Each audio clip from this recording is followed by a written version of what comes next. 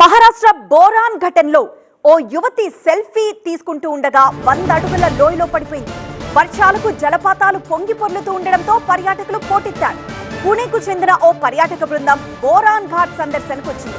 బృందంలోని నస్రీన్ అమీర్ ఖురేషీ అనే యువతి సెల్ఫీ తీసుకుంటూ ఉండగా జారి 100 అడుగుల లోతైన లోయలో పడిపోయింది.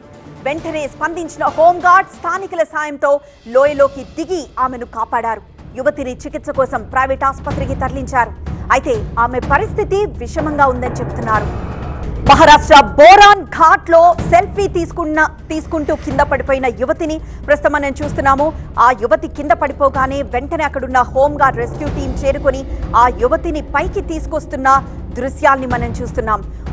వర్షాలు పడుతూ ఉండడంతో జలపాతాలు పొంగి పొర్లుతూ ఉండడంతో పర్యాటకులు పోటెత్తారు. ఈ నేపథ్యంలోనే పూణేకి చెందిన ఈ యువతి బోరాన్ ఘాట్ సందర్శనకు వచ్చింది. అయితే నస్రీన్ అమీర్ ఖురేషీ అనే ఈ యువతి అక్కడే నుంచొని సెల్ఫీ తీసుకుంటూ ఉండగా జారి 100 అడుగుల లోతైన ఇదే లోయలో పడిపోయింది. అయితే వెంటనే హోంగార్డ్ స్థానికులు స్పందించారు. వాళ్ల సాయంతో లోయలోకి దిగి ఆమెను కాపాడారు. కానీ ప్రస్తుతం ఆమె పరిస్థితి విషమంగానే ఉందని చెబుతున్నారు.